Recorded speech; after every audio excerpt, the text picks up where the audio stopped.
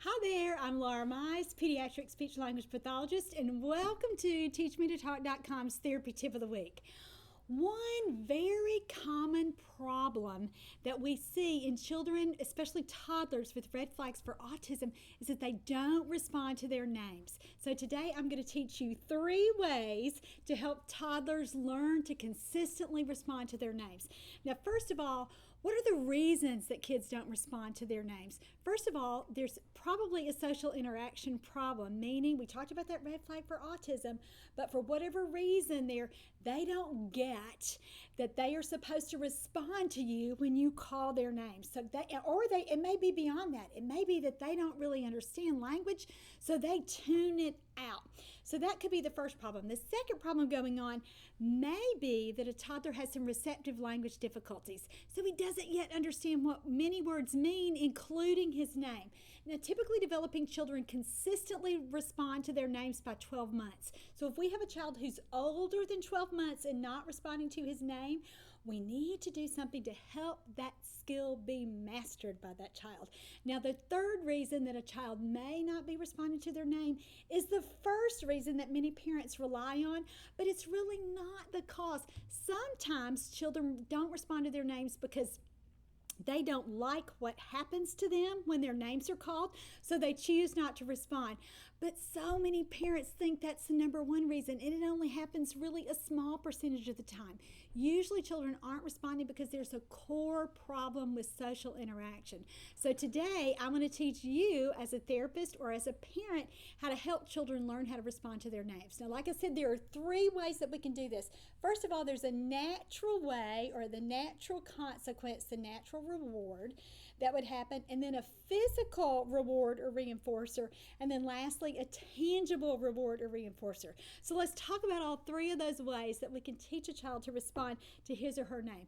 First of all, before we get to that though, let's talk about how we can change ourselves in helping a child learn how to respond to their name, because so many times it's easier for us to change ourselves rather than change how a child responds. So we should call a child differently. So if she likes music, you may try to sing her name. So instead of saying Emily Grace, come here, try Emily, or something more melodic.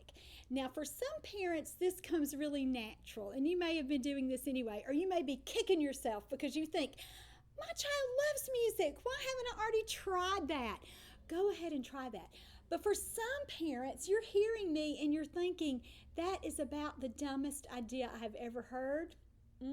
You need to try it because so many young children are really attracted to that style of speaking that's more melodic and more rhythmical. Now, researchers refer to that as parent ease or mother ease, but again, try it and think that I'm going to use a sing-song voice to call her and see if that doesn't result in more consistent responses from her.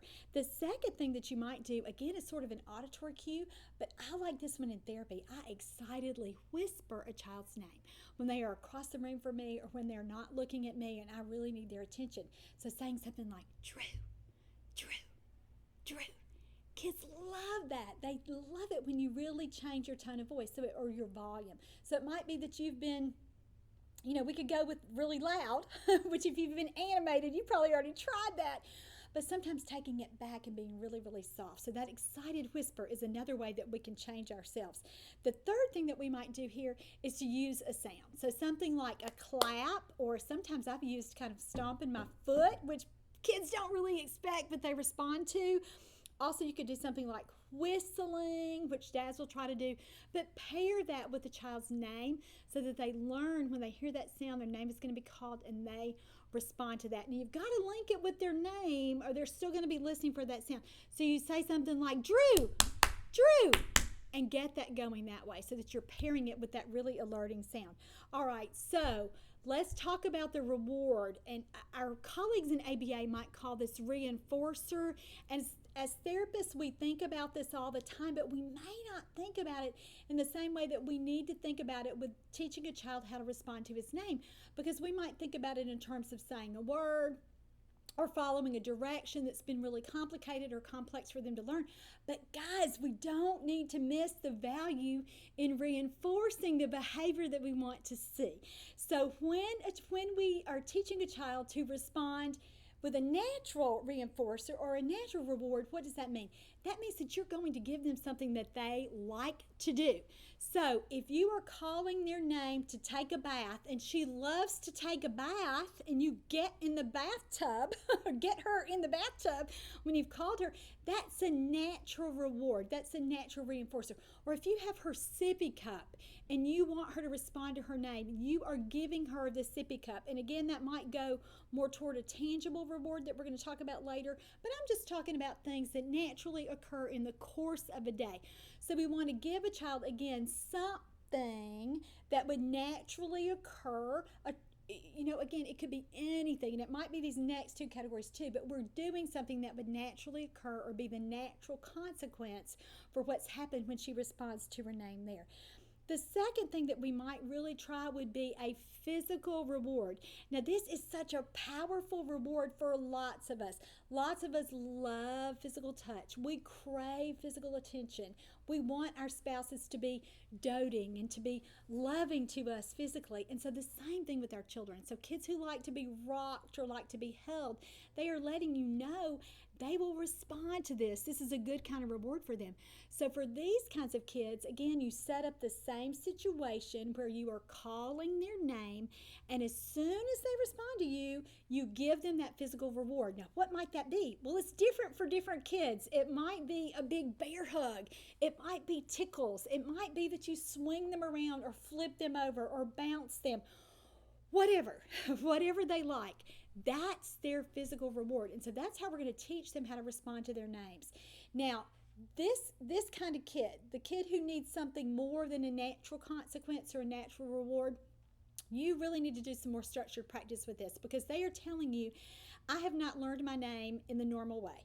I have not consistently responded like other babies do by the time they're 12 months old. So you're going to have to set this practice up so, again, that it's a little more like therapy or a little more structured, where you are pretty intentional and pretty consistent. And that's actually the key, because if you don't consistently respond their names like this, they may not generalize it, or it may not stick. So decide what your physical reward is, and then you're going to set up these practice sessions. Now, when I do this in a therapy session with a child, I might do it 4 or 5 times in a row.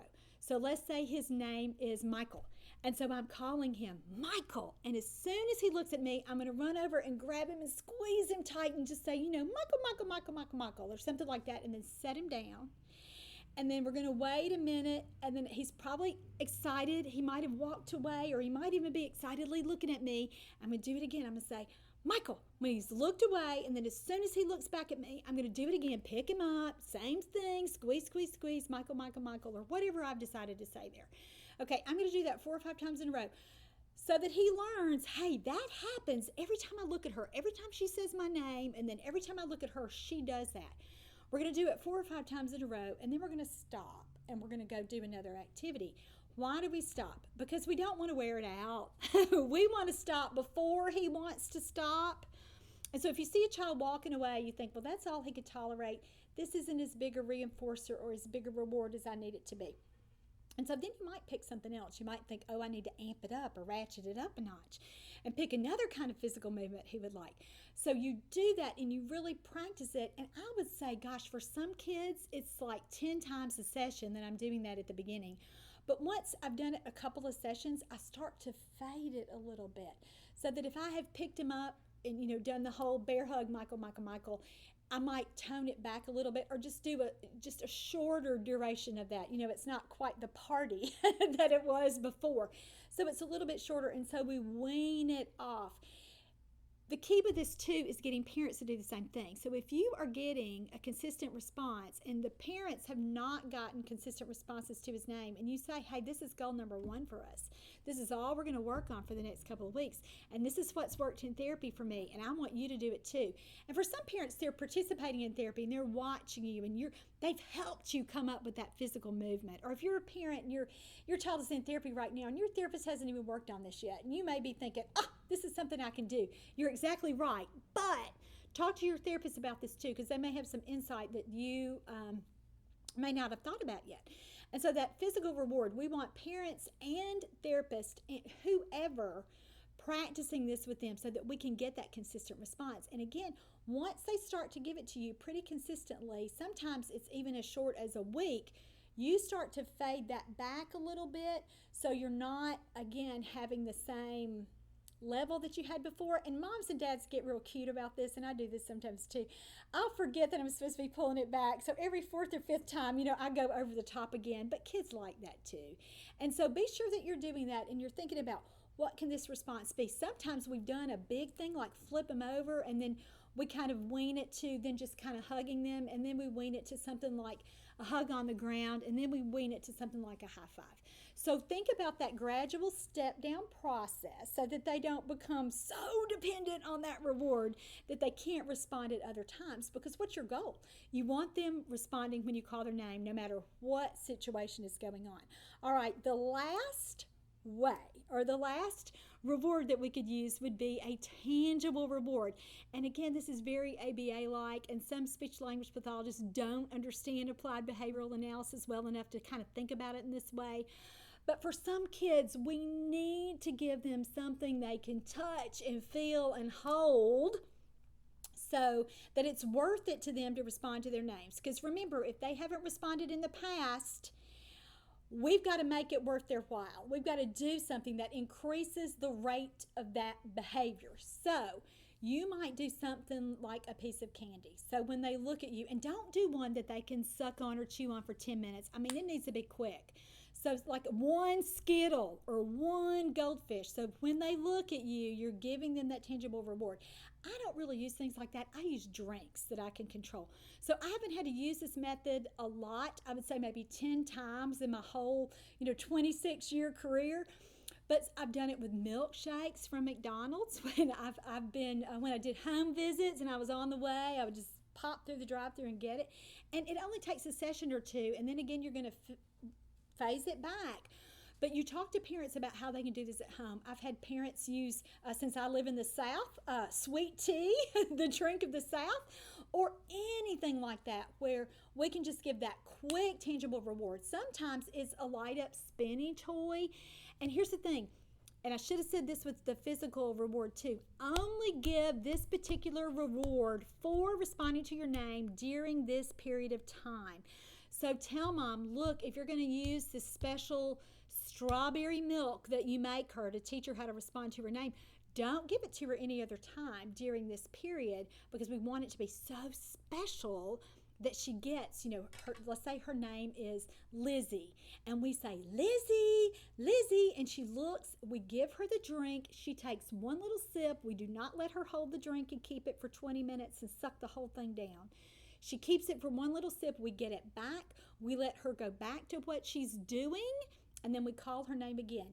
If she's so persistently after the drink, you just, again, have to do everything you can to hold it away from her and make sure that she, you may even have to put it away. You may have to hide it so that she gets that she has to respond to her name first before she gets the drink. All right, and remember, one last thing about this. You've got to really practice. So I talked about how I did it in therapy sessions. I might start out doing like a little, 10 times. We're going to do this 3 or 4 or 4 or 5 times in a row. And then we pull it back, and after a few sessions, I might only do it 6 times, and then 6 little rounds or 4 or 5 turns. Then I might only do it 3 or 4 times. Parents need to be doing the same thing at home, but they need to practice a lot for the first week or two until the child really, really responds. Fortunately, some kids just take a day or two and they've got it, and you can start to wean them off. But for some kids, our most significantly affected children, especially those who've been diagnosed with autism or who will be diagnosed with autism, they need that more consistent, more frequent practice, and it may take a little longer. But guys, it is so worth it. And so those are the 3 ways that we teach a kid to consistently respond to his name. We do a natural consequence. If that doesn't work, we bump it up to a physical reward. And if that doesn't work, we go ahead and go with a tangible reinforcer. All right, I hope you've learned something today for helping children learn how to respond. Thank you for joining me. I'm Laura Mize, pediatric speech language pathologist, and you've just watched TeachMeToTalk.com's Therapy Tip of the Week.